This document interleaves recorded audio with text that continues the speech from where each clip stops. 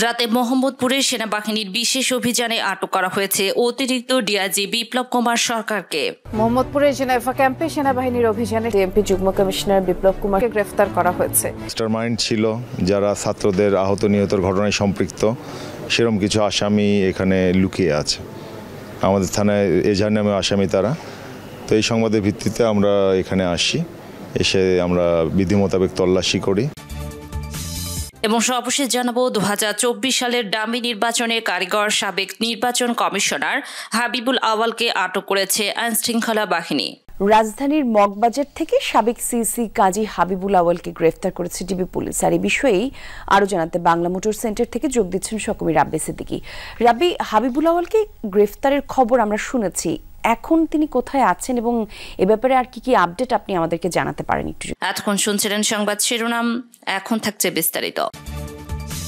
সদস্য জীবিত থাকতেও বঙ্গবন্ধু কন্যার কোনো ক্ষতি করতে আমরা দেব না। বর্তমান যে গণতান্ত্রিক সরকারের যে সরকার পতন ঘটাবে, ঢাকা মেট্রোপলিটন পুলিশের একজন সদস্য জীবিত থাকতেও এই স্বাধীনতা বিরোধীদেরকে বিন্দুমাত্র স্পেস আমরা দেব না, তাদেরকে কোনোভাবেই স্পেয়ার আমরা করব না। আওয়ামী লাঠিয়াল বিপ্লব কুমার সরকারের মুখ্য সংবাদজন। আওয়ামী লীগ সরকারের পুরোটা সময় জুড়ে অপকর্মের মধ্য দিয়ে সমালোচিত হন ঢাকা মেট্রোপলিটন পুলিশ ডিএমপি যুগ্ম কমিশনার বিপ্লব কুমার সরকার। সরকার পতনের পর তিনি নিরাপদ স্থানে পালিয়ে গেছেন বলে গুঞ্জন ছড়ায়। আবার কেউ কেউ বলছে ক্যান্টনমেন্টের সেনা পাহারায় আছেন তিনি। বিএনপির তৎকালীন সংসদ সদস্য জয়নুল আবেদিন ফারুককে লাথি মেরে ব্যাপক সমালোচনার মুখে পড়েন তিনি। যদি কোনো গাড়ির মধ্যে হাত দেন অ্যাকশনে যাব, কিন্তু তোর অ্যাকশন আপনারা তোমার দাঁত ফেলা দেব। কুকুরের বাচ্চা কোথাকার কি মনে করছিস? এদিকে চলে না, এদিকে সোজা চলে। এরপর থেকে পুলিশের বিভিন্ন দায়িত্ব পেয়ে থাকেন সে সময়ের মোহাম্মদপুর জোনের এসি বিপ্লব কুমার। তিনি পুলিশের বড় পদ জন্য একের পর এক অপকর্মের মধ্য দিয়ে জনগণের বিলাসভাজন হন। কে এই বিপ্লব কুমার সরকার জানতে হলে আমাদের একটু পেছনে ফিরে যেতে হবে। বাংলাদেশ পুলিশ বাহিনীতে অতি গুরুত্বপূর্ণ পদ যেসব পুলিশের মহাপরিদর্শক, আইজিপি বা ডিএমপি কমিশনারের মতো পদ কোনো হিন্দু ধর্মাবলম্বী আজ পর্যন্ত পায়নি। তবে বিপ্লব কুমার সরকার হচ্ছে হিন্দু ধর্মাবলম্বী ভারতীয় আশীর্বাদ পুষ্ট সেই কুখ্যাত পুলিশ কর্মকর্তা, যিনি পুলিশের সর্বোচ্চ এসব পদে আসীন হওয়ার জন্য যত জঘন্য কর্মই করা লাগুক না কেন তা করতে তিনি প্রস্তুত। ছাত্রলীগের একজন কর্মী থেকে ভারতীয় গোয়েন্দা সংস্থা ছত্রছায়ায় এই বিপ্লব হয়ে উঠেছিলেন বাংলাদেশি পুলিশের সবচেয়ে প্রতাপশালী কর্মকর্তা। এমনকি খোদাই জিপি তাকে জমা খরচ দিয়ে কথা বলতেন, কারণ বিএমপি ছিল ভারতীয় গোয়েন্দা সংস্থা রয়্যাল প্রোটেকশন। ফাঁস হওয়া একটি অপ্রকাশিত গোয়েন্দা প্রতিবেদন অনুসারে 2023 সালের মাঝামাঝি সময়ে কলকাতার একটি হোটেলে ভারতীয় গোয়েন্দাদের সঙ্গে গোপন বৈঠক করেন বিপ্লব কুমার সরকার। সেই বৈঠকে বাংলাদেশের নির্বাচন ব্যবস্থাকে প্রভাবিত করার ছক আঁকা হয় বলে অভিযোগ ওঠে।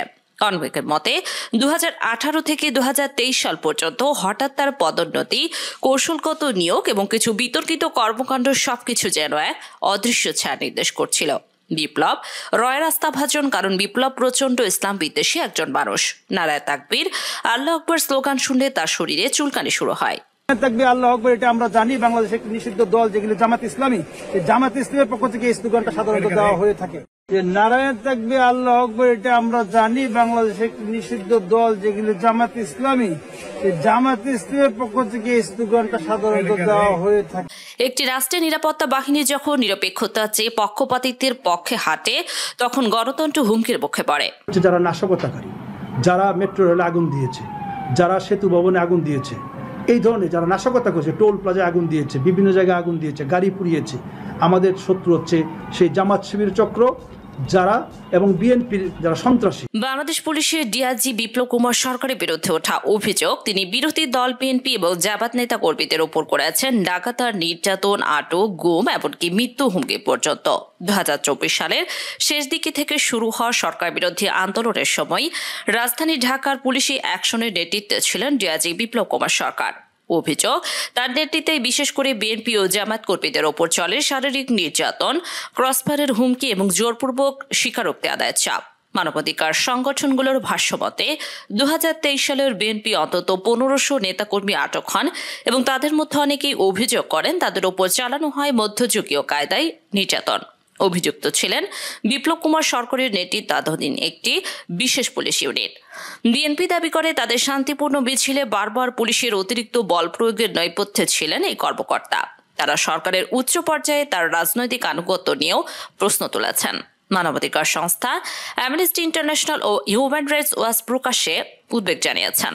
তারা বলছে, বাংলাদেশে টার্গেটেড টর্চার একটি উদ্বেগজনক প্রবণতা, যেখানে বিরোধী দলগুলোর সদস্যদের শারীরিক ও মানসিকভাবে নিপীড়ন করা হচ্ছে। জানা যায়, চাকরি জীবনের শুরু থেকে বিপ্লব কুমারের বিরুদ্ধে আইন শৃঙ্খলা ভঙ্গের অভিযোগ রয়েছে।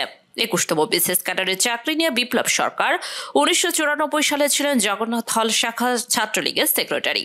জগন্নাথ হলে সাধারণ সম্পাদক থাকাকালীন সময়ে বিপ্লব সহ 15 জন ছাত্রলীগ কর্মী গ্রেপ্তার হয়েছিল। তাদের মুক্তির দাবি করে বাংলাদেশ ছাত্রলীগের ঢাকা বিশ্ববিদ্যালয় শাখার পক্ষ থেকে একটি পোস্টার বিলি করা হয়েছিল, যার একটি কপি এসেছে আমাদের হাতে। পুলিশ বিভাগে চাকরি হওয়ার পর সারদায় ট্রেনিংও করেছিলেন বিপ্লব। তবে নিজের নামের সাথে ছাত্রলীগের ট্যাগ থাকাতে বিএনপির শাসনামলে কোনো সুবিধা করতে পারেননি, এমনটা ভেবেছিলেন এই বিপ্লব। যার ফলে 2003 সালে ডিবি ভিসা পেয়ে তিনি পুলিশের চাকরি রেখে আমেরিকায় চলে যান। 7 বছর আমেরিকায় থেকে আওয়ামী লীগ সরকার ক্ষমতা আসার পর 2009 সালের ফেব্রুয়ারিতে তিনি দেশে ফেরত আসেন। পুলিশের ভাষায় এ সময় তিনি ছিলেন ফেরারি। জানা যায়, কোনো প্রকার অনুমতি ছাড়াই দীর্ঘদিন কর্মস্থলে না থাকায় তার বিরুদ্ধে জিডিও করা হয়।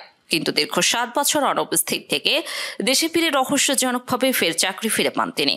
শুধুমাত্র ছাত্রলীগ এবং আওয়ামী লীগের সাথে কানেকশন থাকাতে চাকরি ফিরে পান তিনি, এবং প্রশাসনও তার বিরুদ্ধে কোনো শাস্তিমূলক ব্যবস্থা গ্রহণ করেনি।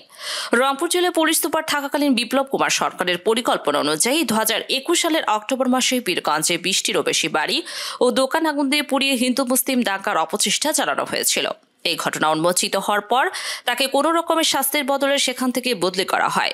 ভারতের গোয়েন্দা সংস্থা রয়ের সহায়তায় কয়েকটি বিশেষ মহলের ছত্রছায়া আশীর্বাদে এই কর্মকর্তাকে ফের ঢাকায় গুরুত্বপূর্ণ জায়গায় বদলি করে আনা হয়।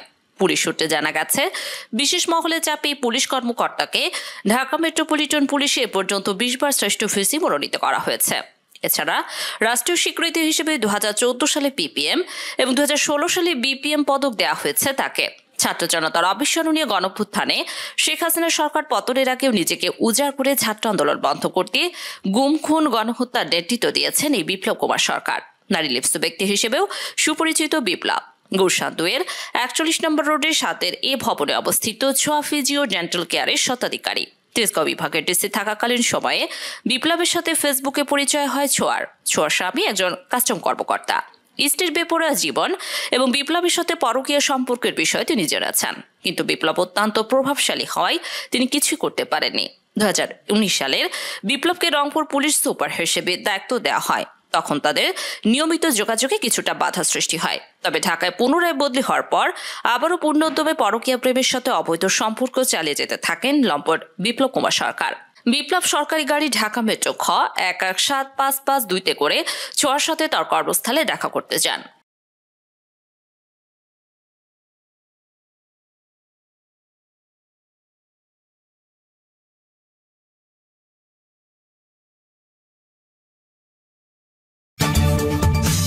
জানা যায়, 2024 সালের 5 জানুয়ারি দশম নির্বাচনে 300 আসনের মধ্যে 153টিতে আওয়ামী লীগের প্রার্থীরা বিনা প্রতিদ্বন্দ্বিতায় সংসদ সদস্য হয়ে যান। সেই সদস্যকে বিনা ভোটের সংসদ আখ্যা দেয় ভোট বর্জন করে বিএনপি। কাজী রকিবউদ্দিন আহমেদ নেতৃত্বাধীন ওই কমিশনের 4 নির্বাচন কমিশনার ছিলেন সাবেক অতিরিক্ত সচিব মোহাম্মদ আবু হাফিজ, সাবেক যুগ্ম সচিব মোহাম্মদ আব্দুল মোবারক, অবসরপ্রাপ্ত ব্রিগেডিয়ার জেনারেল মোহাম্মদ জাবেদ আলী এবং অবসরপ্রাপ্ত জেলা দায়রা জজ মোহাম্মদ শানিয়াজ। 2018 সালের 3 ডিসেম্বর একাদশ জাতীয় সংসদ নির্বাচনে বিএনপি অংশ নিলেও ব্যাপক কারচুপির অভিযোগ ওঠে। অধিকাংশ ভোট আগের রাতে হয়ে যাওয়ার অভিযোগের মধ্যে বিরোধীদের মাত্র 7টি আসন জয় পায়। এই নির্বাচনের নাম হয় রাতের ভোট। KM নুরুল হুদার নেতৃত্বাধীন এই কমিশনের অপর সদস্যরা ছিলেন সাবেক সচিব রফিকুল ইসলাম, সাবেক অতিরিক্ত সচিব মাহবুব তালুকদার, অবসরপ্রাপ্ত জেলা জজ কবিতা খানম এবং অবসরপ্রাপ্ত ব্রিগেডিয়ার জেনারেল শাহাদত হোসেন চৌধুরী। 2024 সালের 7 জানুয়ারিতে বিএনপি ও সমমনার বর্জনের মধ্য দিয়ে দ্বাদশ জাতীয় নির্বাচন অনুষ্ঠিত হয়। এই নির্বাচনকে অংশগ্রহণমূলক দেখাতে শরিক ও বিরোধী দল জাতীয় পার্টির জন্য আসন ছেড়ে দেয় আওয়ামী লীগ। আর নির্বাচনে প্রতিদ্বন্দ্বিতা হয় ক্ষমতাসীন দলের প্রার্থীদের সঙ্গে দলের স্বতন্ত্র প্রার্থীদের ডামি প্রার্থী হিসেবে অভিহিত করা হয়। ফলে এই নির্বাচনের নাম হয় ডামি নির্বাচন। কাজী হাবিবুল আওয়াল নেতৃত্বাধীন এই কমিশনের আরো 4 নির্বাচন কমিশনার ছিলেন অবসরপ্রাপ্ত সিনিয়র সচিব মোহাম্মদ আলমগীর ও আনিসুর রহমান, অবসরপ্রাপ্ত জেলা ও দায়রা জজ রাশেদা সুলতানা ও অবসরপ্রাপ্ত ব্রিগেডিয়ার জেনারেল আহসান হাবিব খান। সবশেষ গত 16 জুন জাতীয় ঐক্যমত্য কমিশনের এক